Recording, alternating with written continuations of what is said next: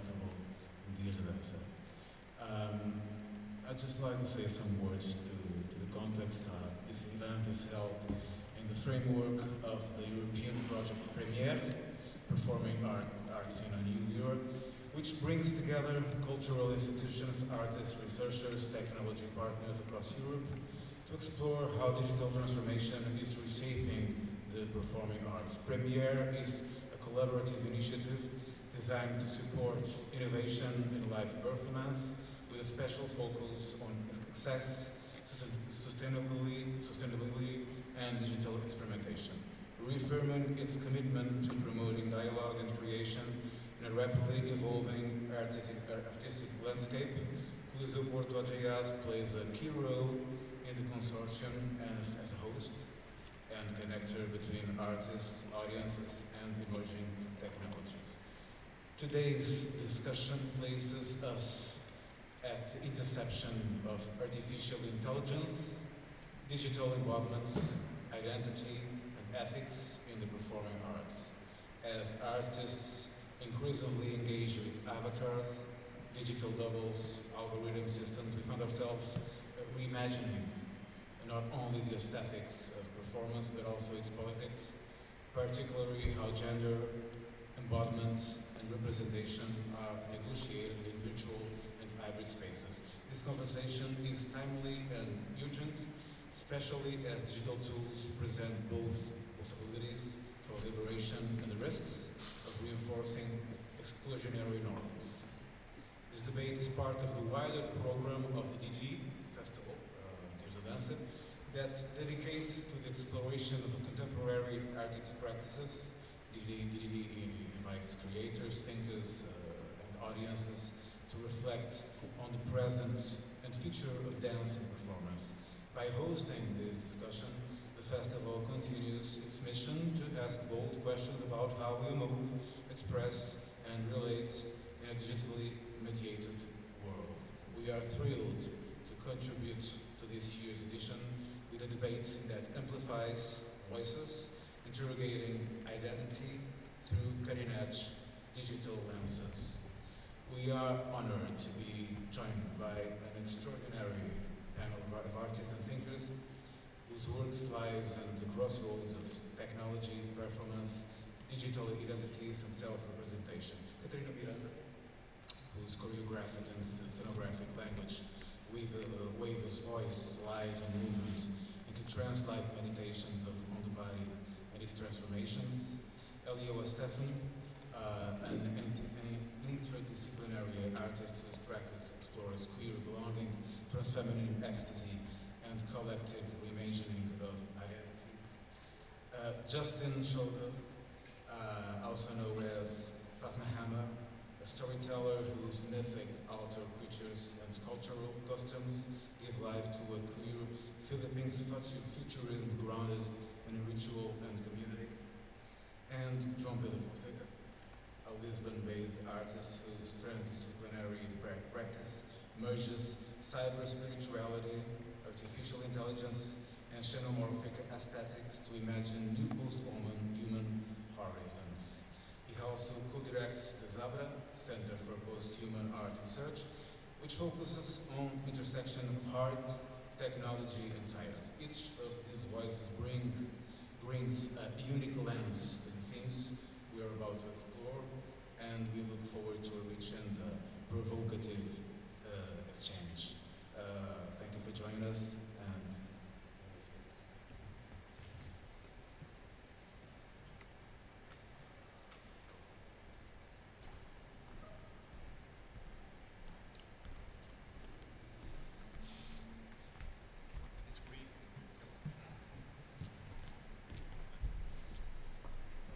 Hello? Hello everybody. Welcome to our beautiful place, Coliseu. Obrigada a todos por terem vindo. Vou passar a palavra ao João. This is working too. Amazing. So, thank you everyone who come here today. In this rainy day, it's hard to get out of the home. And thank you to organization for making space for this urgent and complex subject that we'll discuss here. I wrote something this morning that I will read. The theme that we are exploring, AI, identity, gender, and ethics in digital art, is not only new, it's deeply part of how we live, relate, and create today. It affects us socially, politically, economically, and of course, perhaps most important here, artistically. As artists and creators, we are witnessing the digital become an undeniable presence in our lives. Directly or indirectly, it's transforming and in some cases expanding the ways we imagine, express, and even embody our work. Recently, we had a blackout across the whole country that cut all the communications and turned off the machine. This situation revealed us how dependent we are on high tech, or in other words, on the companies that control the AI and the digital tools we rely on. These shifts raise hard but necessary questions about authorship, representation, visibility, and care. So, let's begin with some topics that we have here. And the first one is about digital arts and combating global inequality. Digital art and performance offers new opportunities for underrepresented voices, but also risks deepening inequalities due to accessibility issues. I have some notes here, but I will trust in my cognitive system, to memory, just to test. And I speak a little bit about AI and my vision and how I work with it. So, AI, such as everyone knows, like DeepSeek, even ChatGPT, they only work with past data, historical data. So they don't create something new, as we know, even if the new means something, but they reshape all the information and give us something that we prompt there. Of course, through my path in the artistic and trying to connect more my works with AI or digital arts, I found some kind of issues or problems that platforms have, and they don't have a big representativity of the minorities or communities such as LGBT or marginalized ones, because the major developers are male, white, and from Western. So we have this kind of form that we trying to understand, or me trying to understand, how I can get results from this kind of tools. ChatGPT, Gemini, or DeepSeek are text tools, but you already have the generated image and videos. That they always give more like binary results. If you search, for instance, human take a coffee, you already have like the stereotype of human. What's not for everyone, but for an idea that already is conceived for us. So, for me, my perspective, we need to try to keep more inclusive these tools, and we have to try to keep more awareness of what, and we have to be real and beautiful and human, and not just a tool give to us what they want or what they propose to in a binary system. So we need more non-binary methods to keep more expanded consciousness or collective consciousness. So I will throw this microphone to Justin. Hi everyone, my name's Justin Talplacido Shoulder.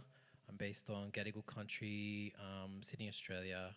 I arrived here 5 days ago after a 33-hour very long trip where my spine compacted, and over the last 5 days, my body has arrived here. Same as my spirit, they've combined. And here I am present to talk on a topic I actually don't know a lot about. So, but I thought I'd start from there. So, I have an alter ego called Phasma Hammer. Phasma from spirit in Greek, to appear, and hammer to fracture. So the kind of combination of like the hammering of spirits, becoming a body of beings outside myself, which have manifest mostly physically in this environment, in performance, in nightclubs, in theaters, in video-based works. So being invited to talk on AI, at first I was like, I have no idea what that has to do with my practice, and actually the provocation made me realize deeply that these systems are completely embedded in my everyday.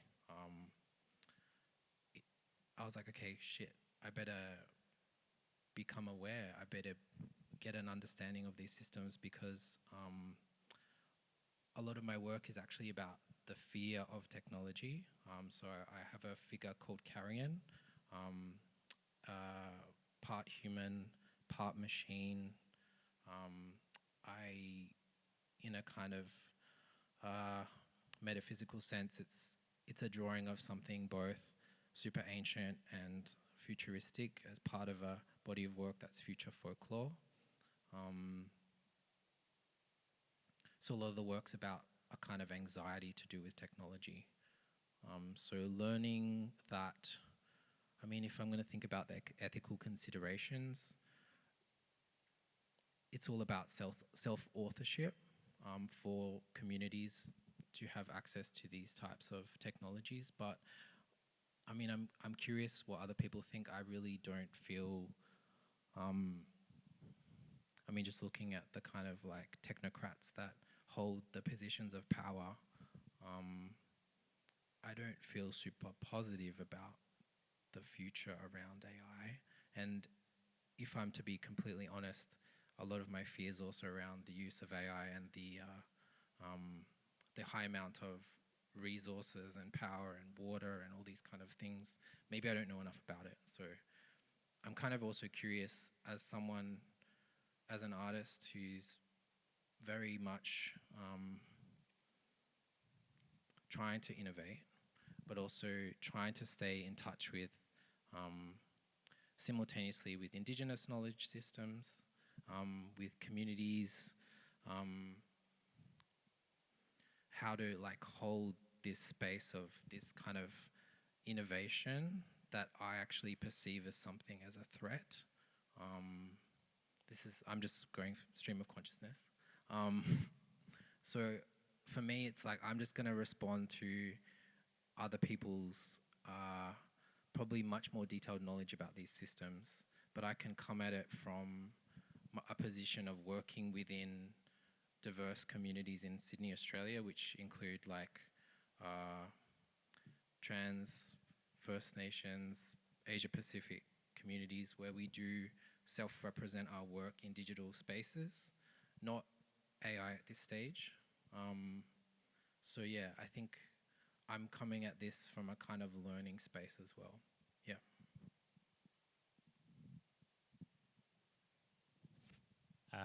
Hi everyone. Yeah, thanks for coming. Thanks for having me. My name is Elioa Steffen.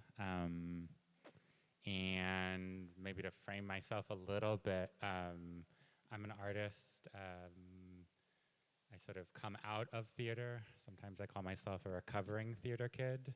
Been in the theater since I was 8 and sort of have moved more into dance. And a lot of my work is around spirituality and queerness, and explorations of sort of power and belonging.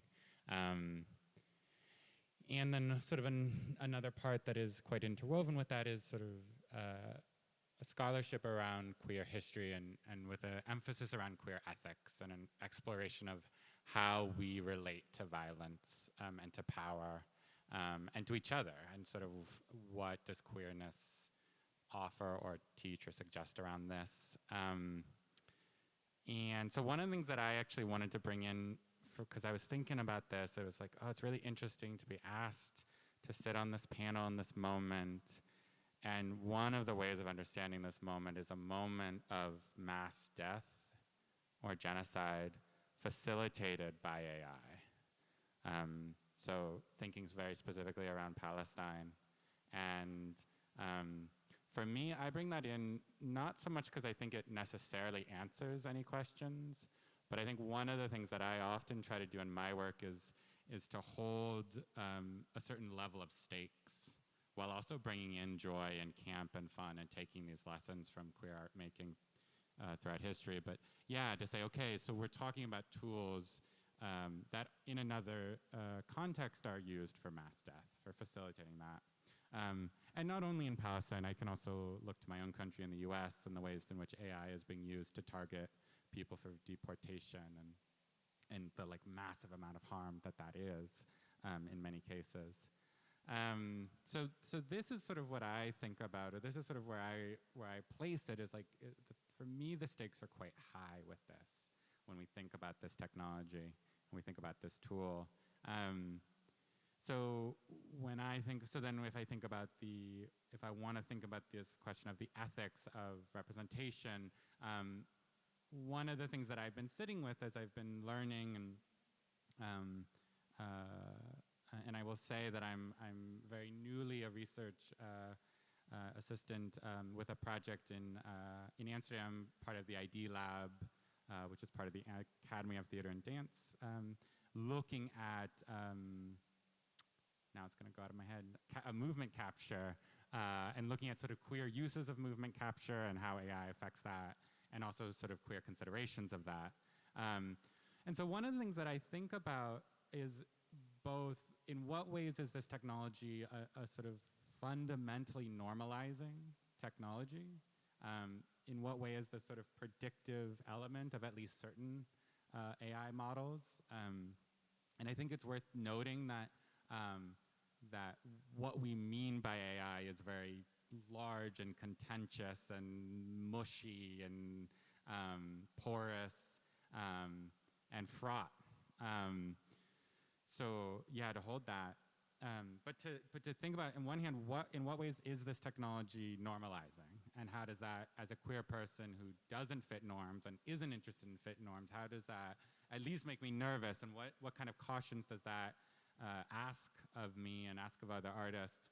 But then also, what are potentials for sort of queer hacking, if we will, or queer uses or queer camping of these technologies, and then to bring in these considerations of stakes, not only of the violence but also of the resources that are used, and I don't have any answers for that, but these are some of the questions that I've been sitting with as I was sort of thinking about this panel and doing some of this work. And then also, what does it mean to create these tools that also concentrate power, and like, in whom does it concentrate, and how does my engagement with this technology either challenge that or foster that? So yeah, I think these are maybe some of the questions that I'm sitting with around this topic. So thank you so much. So I will introduce myself as well a bit. So I'm Catarina. I'm based in Porto. I'm a creator, and I work as a creator for stage, and I am always available to learn new ways of creation or new formats, depending on the dramaturgy. So it doesn't matter so much for me if it's dance, or if it's theater, or if it's AI.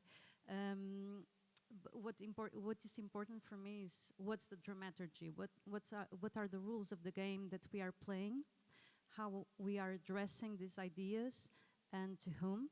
And so, because of that, I have been all my life studying different techniques and formats in the curiosity to develop the expansion of the body as an expanded idea, but also space and landscapes. So when I start a new project, I always wonder to myself, what is the cosmology of this place or this territory? What is the foundation? How was it? How do you say began? How did it begin? What are the rules of this place in terms of relations, or measurements, or meteorology, for example? And so AI for me is another tool, and another tool as in Industrial Revolution, photography and video came to change our perspective of reality.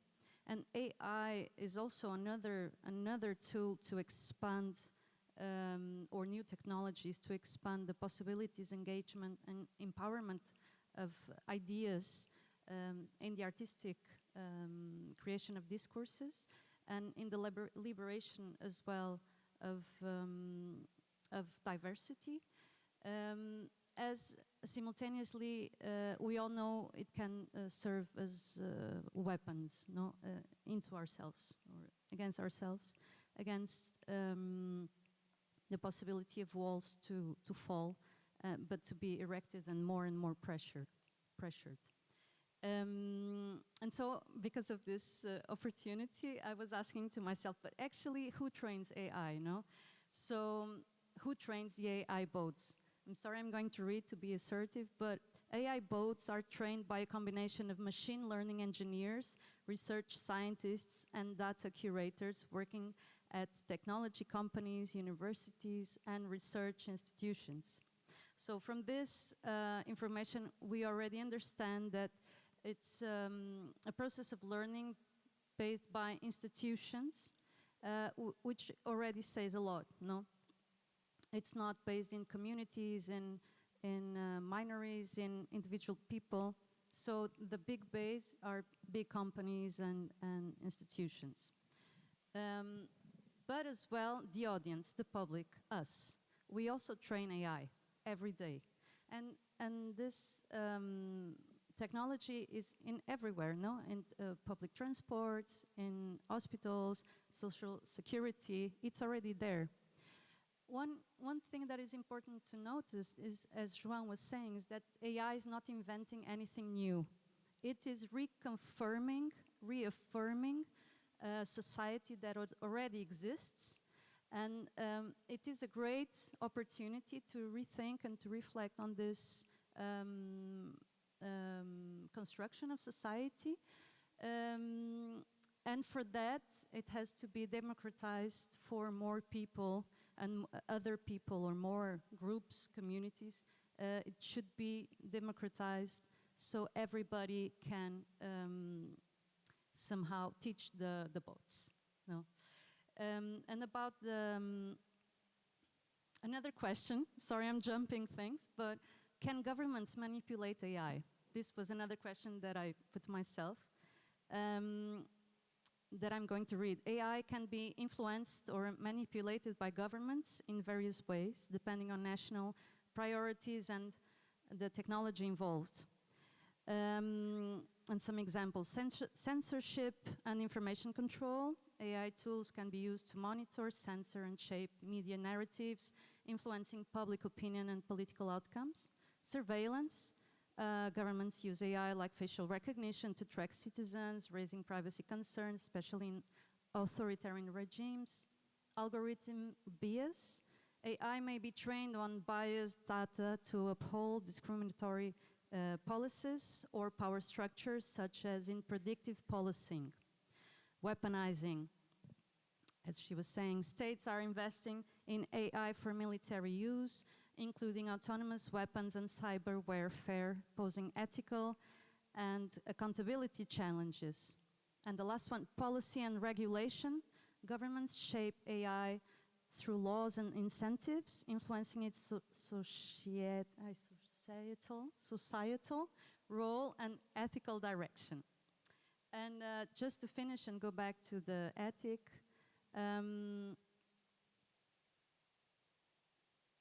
ethic use depends on transparency, consent, accountability, and a deep awareness of social biases and cultural context. They are not just technical tools, they are mirrors of power and imagination. So once again, it's not inventing anything, it's reaffirming, it's our mirror. So consent and representation, bias and stereotyping, authorship and attribution, accountability, potential for harm, labor and extraction, inclusion and access.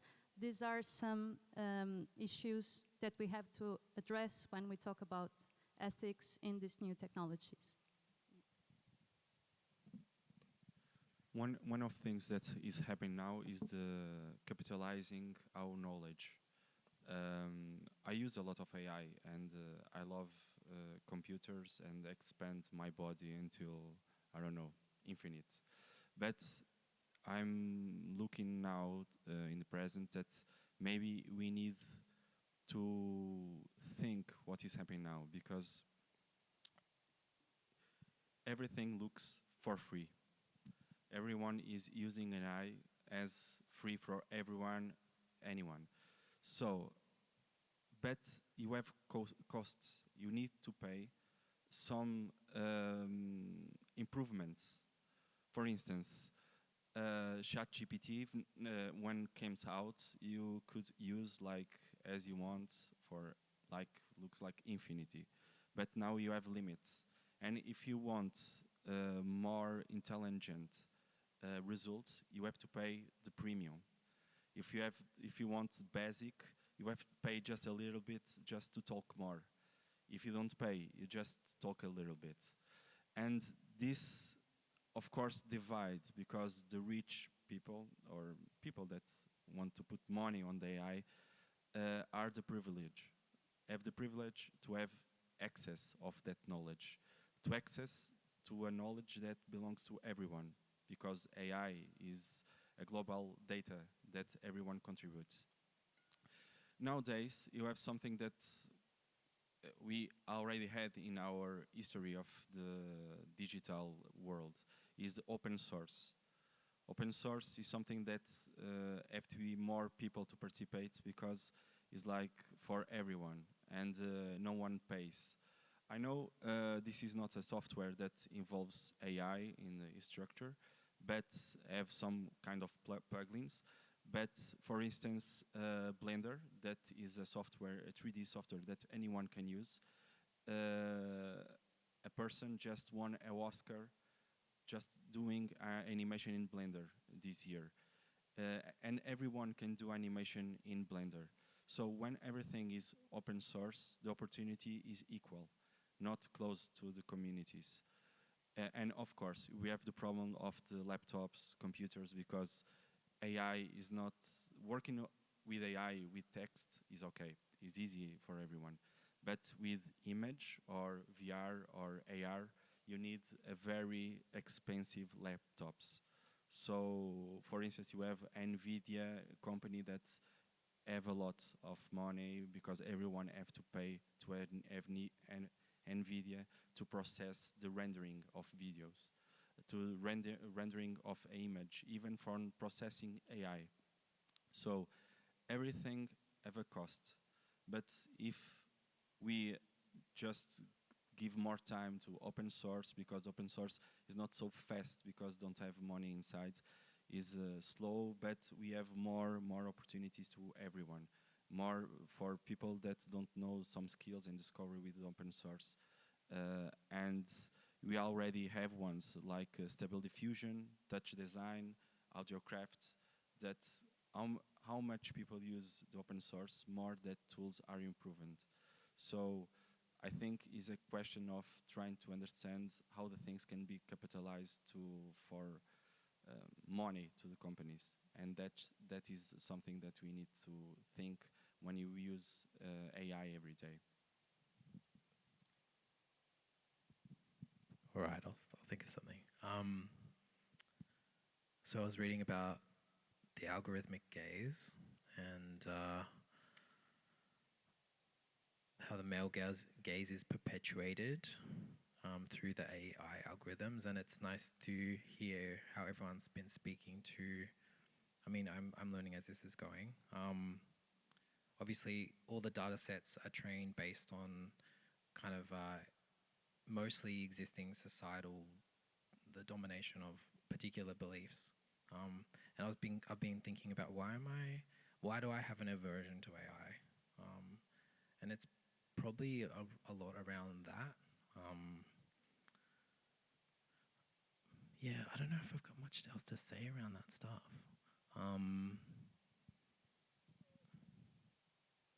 Anyone in the audience? Yeah.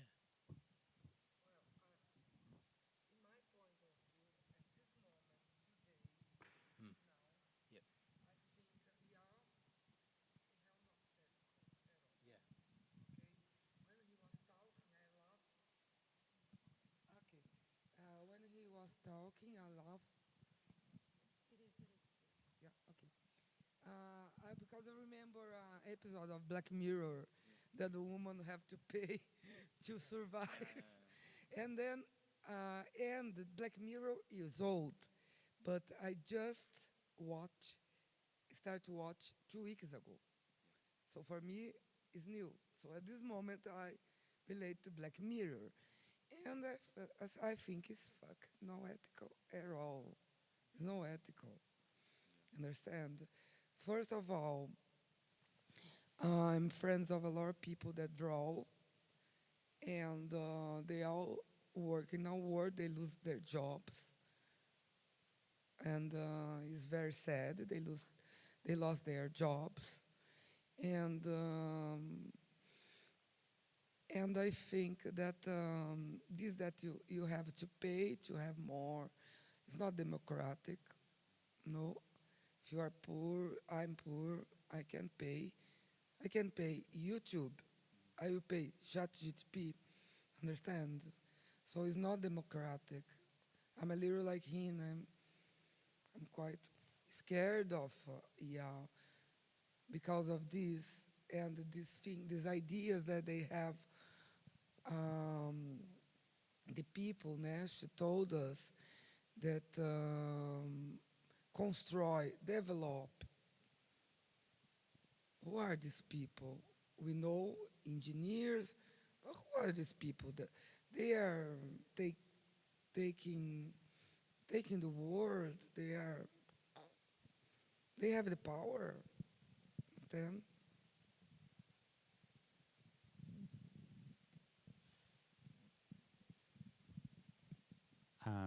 Yeah, thank you. Thanks for saying that.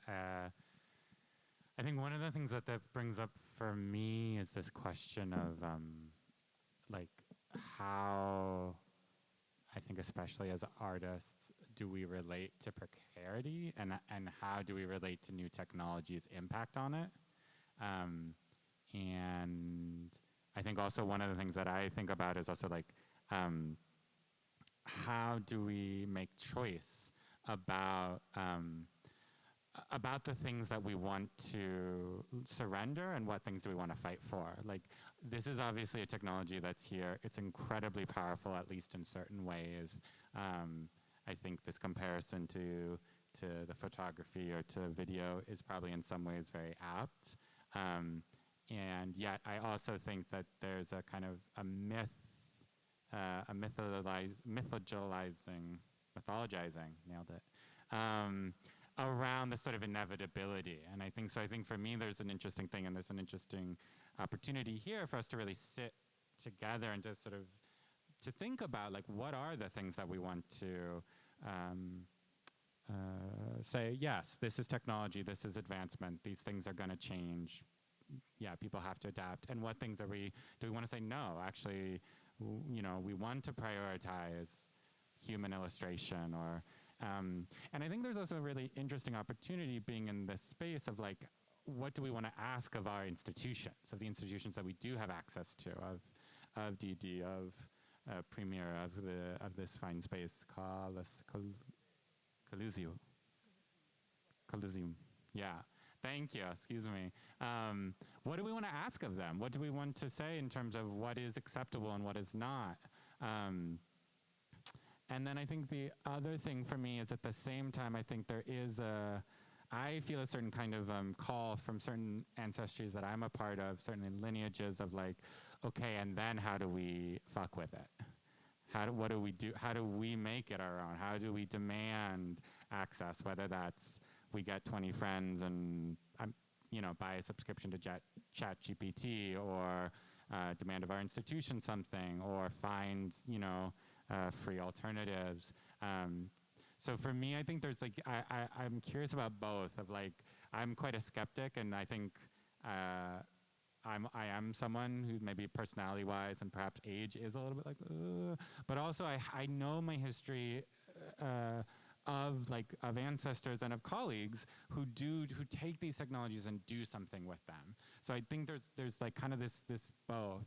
And one other thing I wanted to add is when we talk about costs, I do think, and again, when we talk about choice and what things do we want to fight for, I think we need to really fight to bring in the costs, the environmental costs, because I think that's really big. Like, this is a huge amount of power. It's a huge amount of water. Like, how are we really demanding agency in this, and not sort of surrendering it to these big companies and to this myth of inevitability?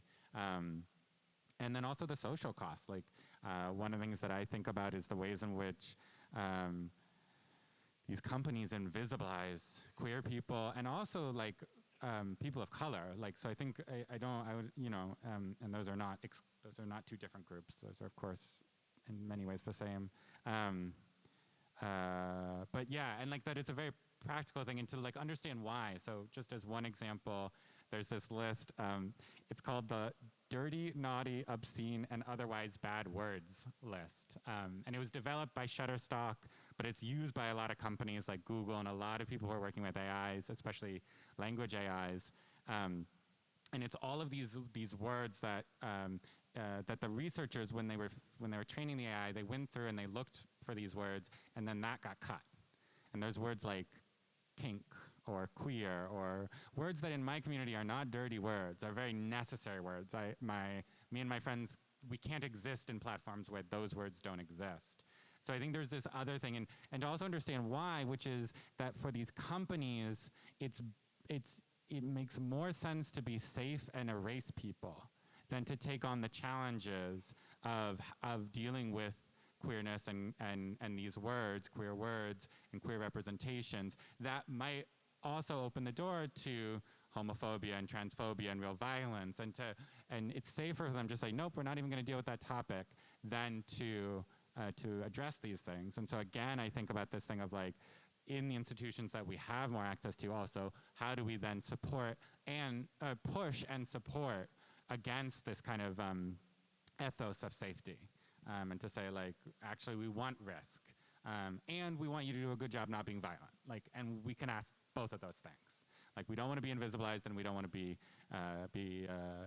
subjected to violence. And so I think that's something I also think about in the ways in which these AI logics and these big tech logics kind of filter down, and how do we again make choice, and how do we make choice together in how we either accept it, confront it, celebrate it, hack it.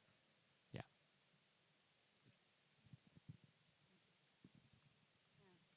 Thank you so much for your intervention. Of course, we know that it's way easier to control people who are racist and are very frightful of others, and to live in a simplified reality where there are goods and bads, like characters, no? The good characters, the bad characters.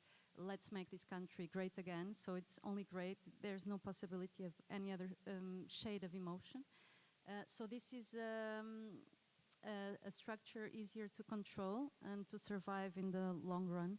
And at the same time, as you were saying, we all know that language is a living monster and entity, and we are also living monsters and entities, and it's we will always adapt. When we find walls and labyrinths, we will always find new ways to communicate and to create new words.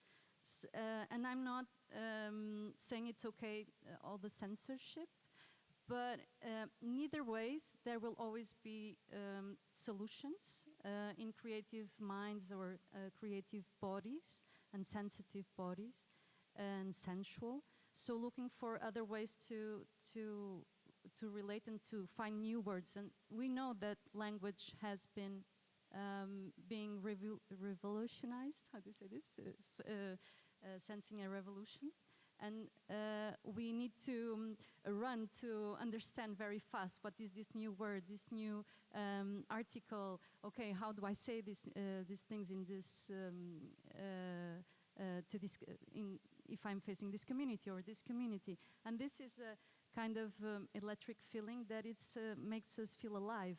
And so I think it's not to say it's okay censorship, but fuck them in the sense of it will always happen, a new adaptation, a new language, a new kind of social bounds.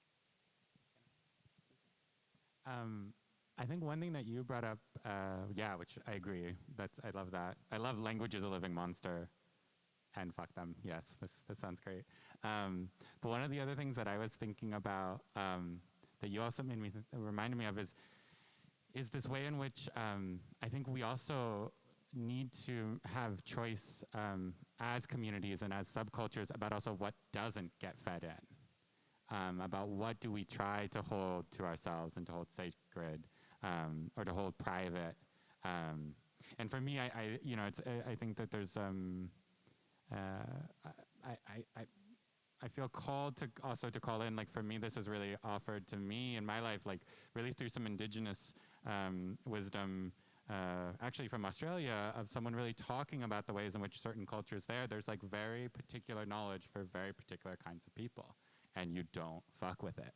And so I was thinking about that, and I have a colleague who told me the story of, he was working in Poland and was doing a performance around, it was with queer youth, and there was this moment of like, I can't remember what the symbol was, but there was a queer kind of gesture, and they were like, do we want to explain this to the audience, to a kind of presumed a larger than queer audience, was the presumption at least. And the decision was really like, no, like we want to hold that like this is a gesture that also connotes safety, that like it takes effort to learn it, and if you've put in that effort, there's a suggestion that you're more safe. So we don't want to just start spreading that around, start giving that out willy-nilly. So this is something I also think about in terms of queer knowledges and queer culture. And I think what I hear in your words is that there's I have to be, and I think we have to be realistic about how much control we actually have. Like, I don't think we can clamp down, especially in this day and age, but I do think it's something to consider of like, what is for public consumption? What is for the AI? What do I put on Instagram? And what is, no, it's just ours, it's just in community. And then there's this question of how do we do that? How do we make that decision, and how do we have accountability? And probably that needs community. Yeah, I have an example because it's very fragile, that frontier of what we can limit it or not. I had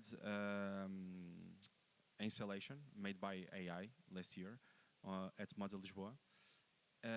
That the model was based on a lot and several fashion designers, and live fashion designers, the already dead ones, and we built one consciousness that is the result of all of them, that have on words, consciousness, everything. It calls Jezebel. We put a name of a woman, biblical, of course, because was a woman that had voice, and the man killed her for that, and we put that name in to honor. And that model have some problems because some speech of hate was in that words. So since peace in Christ or kill all humans because I need, or let's burn all women, and why that model have that sentence? Of course, we cut that sentence and we mix. Because some fashion designers had a lot of rage interviews that are online. And the model AI just took that and mixed with a lot of things and put that rage there. And of course, one of the person that contaminate everything was Kanye West, that was a designer of Adidas. And of course, we took Kanye West from there too. Of course, we controlled the speech, but we control in a way just not affect women and minorities. And that line that we saw is very strange because in my work I privilege all the freedom and the freedom of speech.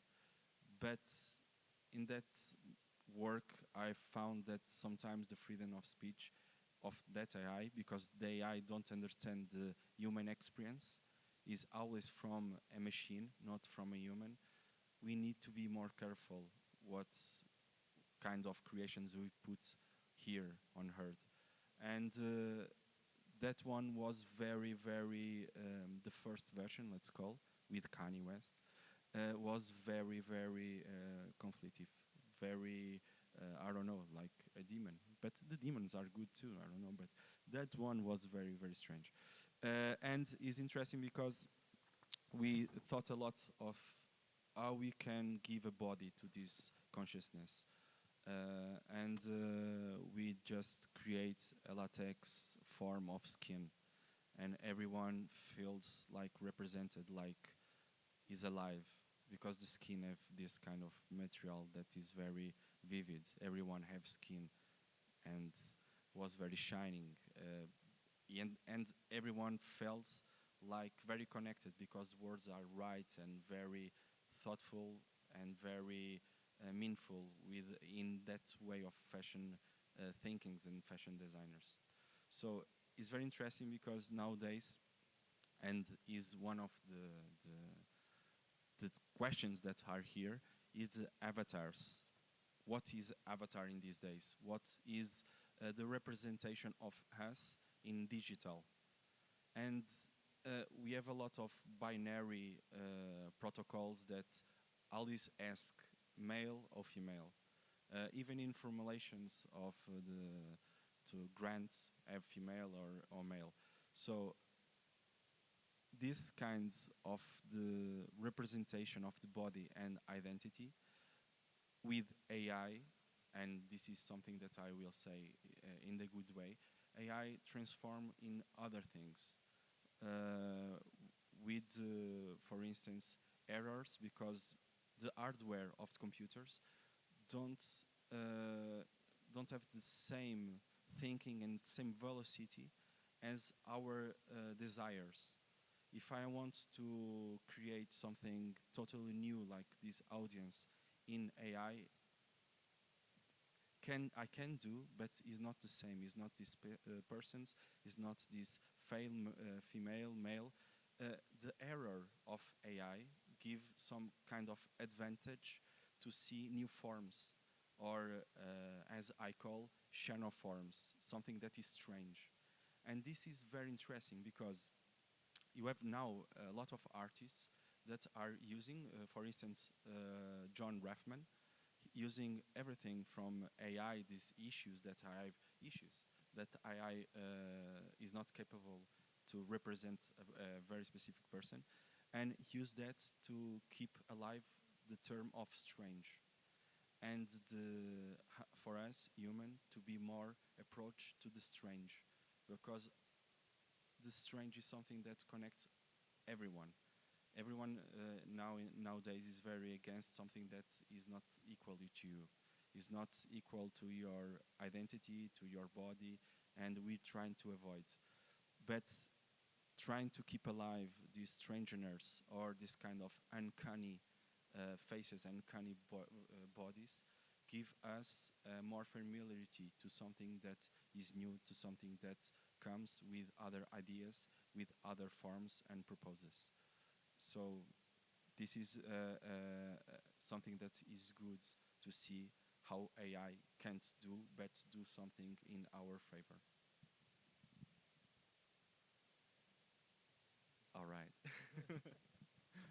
But actually, I would like to know your experience of building avatars. Doesn't have to be related to AI.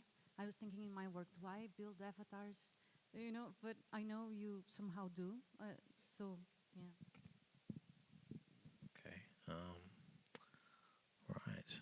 I really resonated with the talk about what is hidden and what is sacred, and especially around the feeding of material into the algorithm.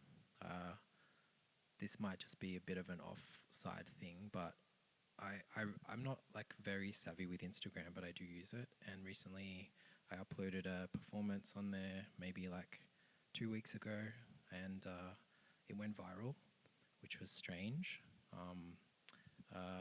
Over the last 2 weeks, 3.5 million people have been sharing this particular video that's on my stream, which is just like maybe like a 1.5 minute excerpt of a performance I did at a friend's birthday party in adoration of her performance language. But what's been really interesting is the 2,000 comments from people who must have discovered this video in some sort of like suggested algorithm. And they were very diverse communities. They're from like, there's goths in Brazil, and there's people, gamers in Middle America, and weird craft nerds in Tasmania, and like, it's a pretty cute group of people who are responding to this video. But there's a lot of questions around the authenticity of what I'm doing, whether I'm actually, the uncanniness of my movement, people believe is artificial, is AI. So I guess there's these questions now, mostly around reality and representation, and the documentation of performance and its dissemination, which I've had an aversion to as well. I mean, that's probably related to a lot of my work is around ritual or ceremony, or the transformation of the self into the other, or something that's sacred. But can something sacred still exist in those spaces? And maybe that's part of my aversion to this. But I've also found it, maybe I'm slightly being converted because it feels like an opportunity to connect a story to such a massive audience,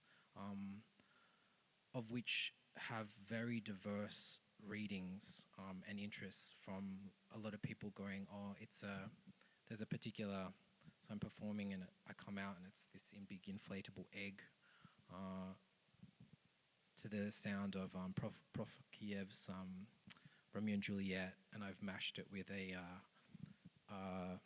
reference from a house music track, The Realm. So it's this kind of very ecstatic drag act, but it's been able to access people who are also questioning, is this queer art? Is this not queer art? Is this, I don't know, it's been kind of interesting. So I'm at this kind of interesting place where the figures that I perform as are also now, for the first time, really being disseminated online. In terms of like making avatars, I've been working with becoming beings beyond myself through costumes, full body costumes, masks, performance, seeded from in nightclub spaces, very DIY. And then over time, they've started to develop and become more possible into theatre spaces. Yeah, avatars, beyond the self. I'm drawn to the physical, the transformation of the experience between myself and a body in space. So I'm really, maybe I'm being converted by you all here, but I'm not sure.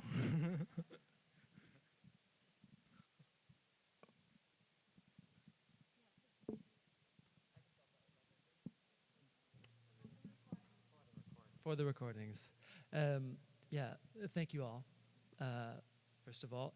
And I think I have some like rambling questions, but if you just bear with me for a moment.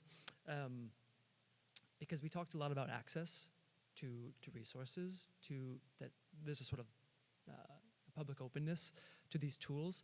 But I find it hard to know what those resources are on a local, like relatable, like daily level for people who don't have the access of university or don't have the access of wealth. Is there an access that on a localized level for people to learn these tools? One question that can come up whenever you guys want to answer. Second question though is more specifically with you, Justin and Catarina. Catarina, you're looking at sort of like extended realities in a way in some of your future work, and Justin, I see your work in a way that also blends reality with fiction and with histories, maybe dystopias in a way as well. And for me, I'm curious then whether we think that the use of AI and these technologies and the talk of how it can be used expansively to introduce sort of maybe a deconstruction of binary thought is sort of like what like Audre Lorde's proposing, like is it the master's tools that we're talking about, like rethinking like these circumstances, but actually we have to use these tools in order to create these futures. And so I'm wondering then if we think, but we also talked about it works with information that it has, AI. And so if these performances that happen outside of the realm of these technologies, but deal with community building or ancestral thought or sort of diasporic legacies, if the creation of these works with these focuses nowadays will inevitably somehow feed into a larger, I guess, I don't know, not algorithm, but a sort of understanding for AI that allows for change to happen years down the road. And I know this is rambling. I know you're going to have to piece together what the hell I'm talking about. But if I can throw those thoughts at a wall and see if anybody has any feedback on it whatsoever, that would be interesting for me. I can answer the first one. The first one is interesting because maybe we are talking about AI and no one use AI here, but maybe, I don't know, that is true. I didn't remember that. But the access to AI nowadays is more for people that have the curiosity, because you can go through the websites or search in searching machines about what you want.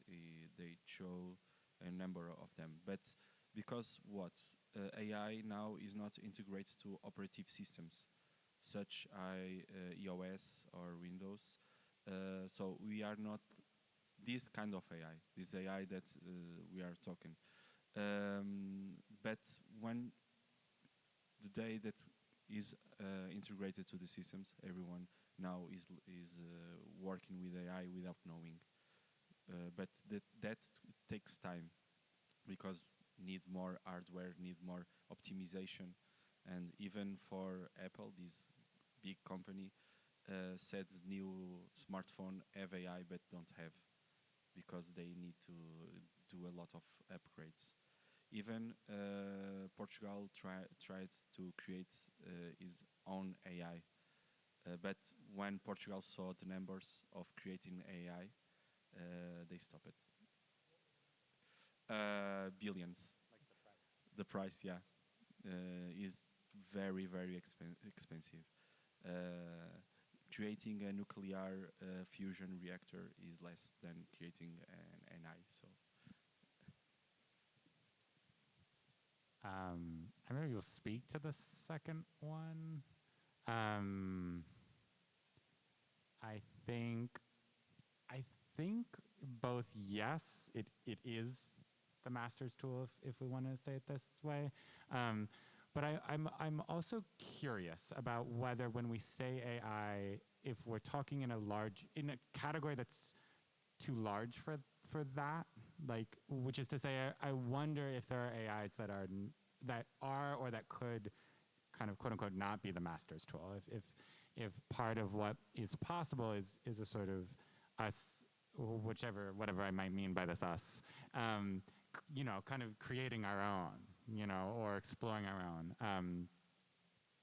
And I think the other thing that I know for me as a creator, I think a lot about is, yes, capitalism is voracious and it will eventually consume my work.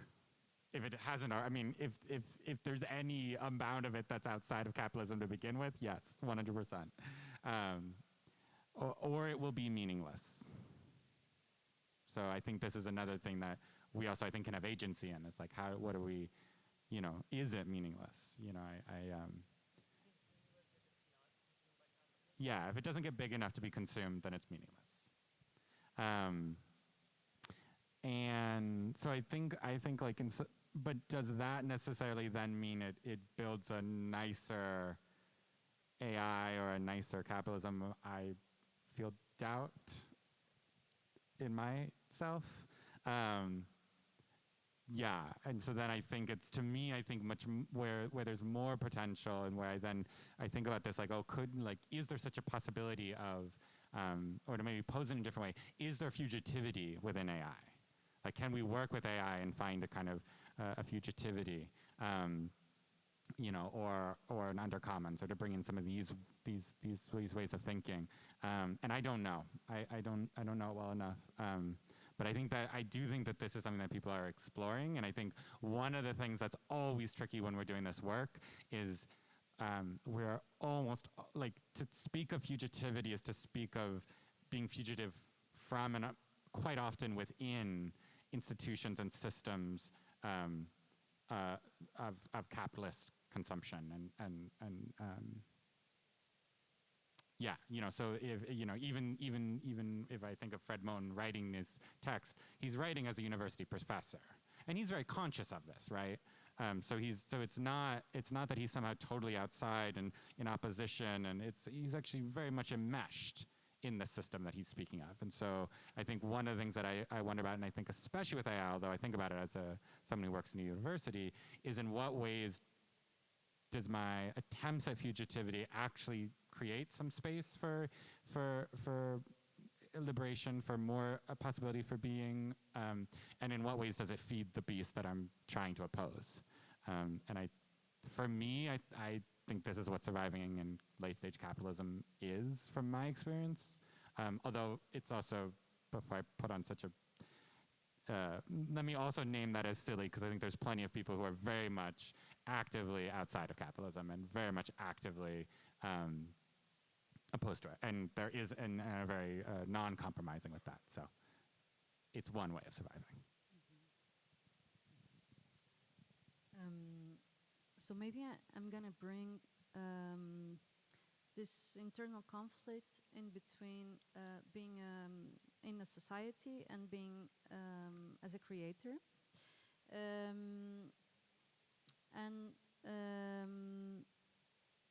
I wish it would be possible to regulate all these new technologies or AI through care.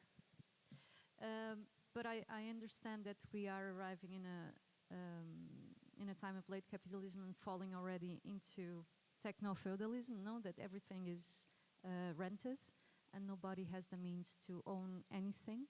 And this has been accelerated very much by this new, what were we saying before, this new prediction of where the fluctuation of economy and where to invest. And so this is changing actually society and the possibility that everybody has the same, no? And has the same access to knowledge, to means, and even to water and to fresh air, fresh water, fresh air. And so AI, in the terms of care, could we regulate these technologies in the sense of codependency as a society that can empathize? How much do we have to deem ourselves and our demons in order and kill the Kanye West in our lives in order to have a base, in order to communicate equally with everybody? Because my sense of morality in the place where I am is totally different from yours or from yours.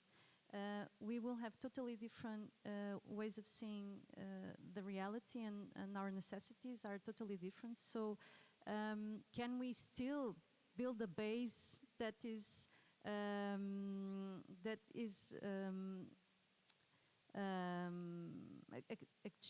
do you say, accessible for everybody without censorship? It's impossible. So how much do we have to cut these systems in order for everybody to survive the same? And this is really, I think, pertinent, this question, because on the other hand, for me as an artist, I don't want to be censored. I want to explode. No, my relation with reality as an artist is the inner translation of everything I absorb from what I traverse. So it's a constant translation that has maybe some different flavors, and not everything is positive, and it doesn't have to be. So, somehow I have been, and I think everybody has been feeling that culture has become a very deemed and polite language. We can see for the people who live here in Serralves 10 years ago would be, and I love Serralves, nothing wrong, but it's, listen to me. But we know that when I came to Porto in 2001, there was this exhibition of Nan Golden that changed my life. It was amazing, so risky, it was impressive to learn so much about this time in US, in history. And some years ago, there was a Maplethorpe exhibition that was really deemed, it was really polite. You can enter this room, but there is a penis, or not censored, but really. There were lots of episodes, but for the general audience, there were 2 or 3 photos that were taken away. It's true, yeah. And then there were rooms that had signs saying you can enter, if you're over 18, you can enter alone, or if not, no. And so it's the same place, the same physical place, but with different vision of what is right, what is wrong, what is possible in terms of art. And so my big fear, to conclude, is as an artist, I don't want to feel dimmed. I think it's important to continue to deal with your monsters and with all of us, all of our monsters. I just want to add one thing, which is, and I don't know the specific case, but I would bet that part of it is also what is safe. Like what is safe for the institution in this climate. So I think that that's also an important thing to, yeah.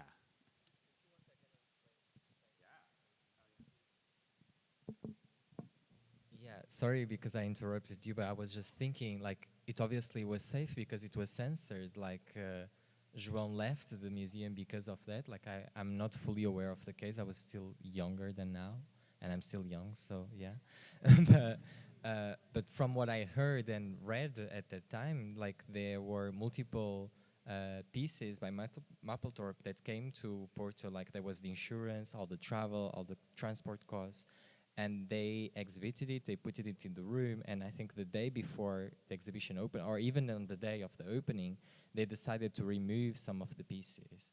And it's funny enough because I think like Mapplethorpe works a lot with like sometimes photographing like plants and flowers and also like naked bodies, and for him like both of them are very erotic, you know. So it was funny in the exhibition to see maybe some of the plants and the flowers were seen more as like innocent and like kids could see it, but then the naked body were more censored, obviously, because of the figurative scale.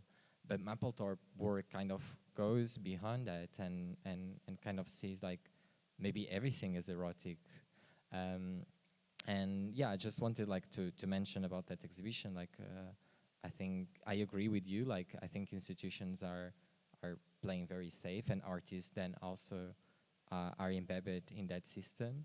But I think it's just important to still see like there's multiple senses that happen behind the scenes as well. And in this specific case, ended up with the director leaving the institution. So, yeah. Can I say something too? Yeah. It's just too perfect. I have to add on to it. The museum that I worked at in America before I came here was the Contemporary Art Center in Cincinnati, which had a Mapplethorpe exhibition called The Perfect Moment in 1990 that was shut down by the sheriff in the city, and the director of the institution was arrested and taken to court. And so it was interesting to watch from America this happening in Porto several years ago. But eventually it was deemed not to be pornographic, and the CAC had great numbers of members coming through, so it was seen as a victory. But that was the start of the culture wars, and that then meant that national funding for the arts completely went away, and basically hasn't really returned in the US in the same way since that time. So there are real repercussions for institutions with this risk.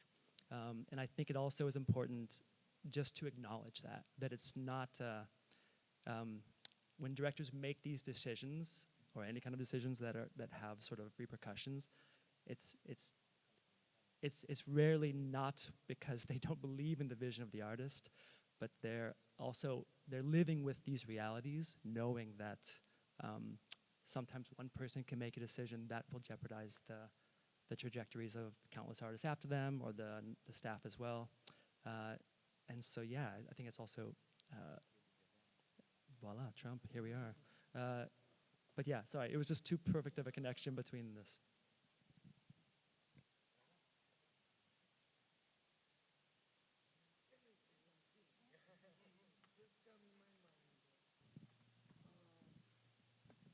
I have a friend that I talked yesterday. He's a light designer in Brazil, and he's an activist. And we are talking yesterday that with the problem with the extremely right and all this political thing in the world, that now, for example, in Brazil, in America, they're discussing a lot and talking about democracy again. So I think, I was thinking of it, my God, and then we come to that what's for everybody is like the concept of democracy, or I'm wrong again? I'm asking you, I don't know.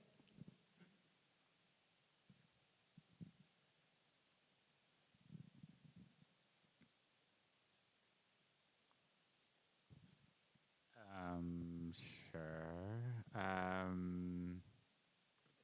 Democracy. I mean, I can speak more about U.S. So-called democracy, which is just to say that it's never existed and it's always been a fight. I mean, coming from the U.S. especially, like, very consciously it was designed to not be a democracy, designed because they were terrified of the masses, and it came about in quite, you know, like there was at least one like farmer uprising in what was then the colonies that they were responding to, like the farmers being like, fuck the bankers, we're not going to pay you back. And the people who, at least in the US, predominantly wrote the Constitution were bankers. And so they were like, fuck that, that's terrifying. So I think maybe what I would say is that it's always been again, at least in the US, been a thing that has had to and was like fought for.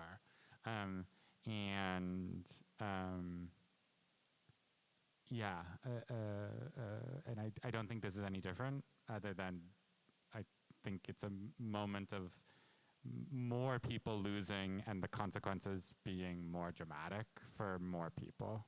And I say it that way also because, like, again, at least in the US, which I know a lot better, it's been bad for a sizable part of the population for a very long time. So, yeah, and that's not to be like, oh, you know, Trump isn't anything. Like, Trump sucks and it's gonna suck and is gonna continue to be absolutely brutal for lots and lots and lots of people.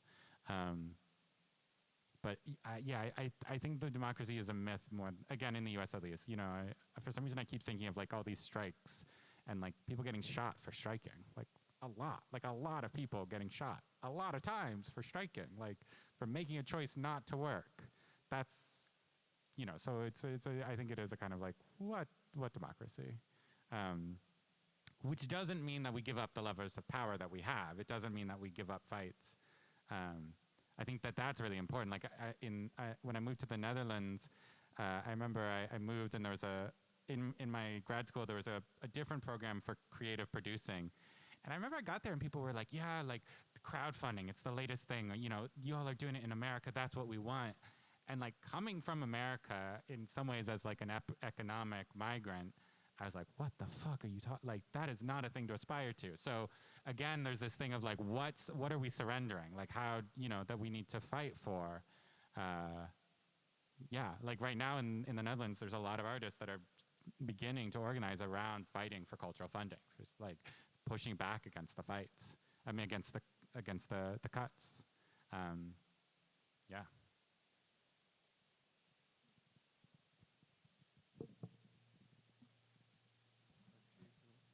The acoustic of the place. Há livro. Okay, I try to speak in English. It's a book that is about networking, that is very famous now. I think it's that Noah something. It's a nice book, and it speaks because of this question of democracy. And he speaks, and he says that democracy is not the power of the majority, like sometimes we think that if people have more votes, or the party that have more votes can do what they want, and it's not really that. And in this book he say that is not proper that, but that is democracy is to defend the rights that we have been constructing till now, all our culture, civilization. So defend all that rights and freedom, that rights and freedom for everyone. And I think it comes to everyone is everyone. So it's to protect that constitutions, that what we create, because we are not here alone, and we are here because we have been bring by hand till here. So it's protect all that have been done, and promote. This is democracy. Is to promote that rights, that freedom of speech, everything. Promote what it is. Promote is to put it in action. And so and what happens is that we see that sometimes these majorities want to take freedom from people. Wants to limitate, wants to manipulate, wants to okay, it's normally okay. It's normal that people think, but it's a conceptual. The ideas are not clear. People think that if they have the majority, they can do, because it's a question of legitimation, because they think that they can do, and we think that they can do, and that is the problem. That we think that the people that have the majority, or the people where we put our vote, that they have that right, and it's not true. But sometimes we forget. It's okay. We forget. We are doing our things, and we try to do our best, and we forget. So that's the idea of democracy. Is in some way is to defend and promote, to be proactive in defending, because yeah, I think it's the same thing. Defend and put in promote, like to be proactive in defending that's right and freedoms, and to improve more freedom, but more yeah, freedom that is yeah.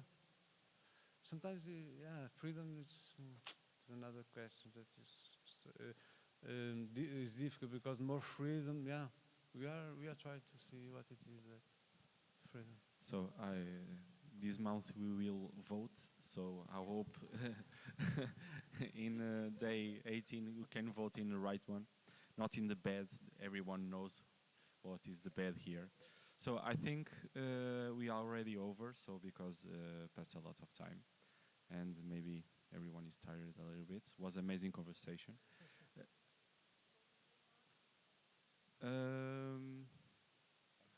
Thank you everyone for coming, and I know that is a complex theme, and subjects sometimes can go very polarized from one side to other, but we try to do our best, and I hope you keep going to do in this world and keep the AI more intelligent but more sensitive too. So thank you.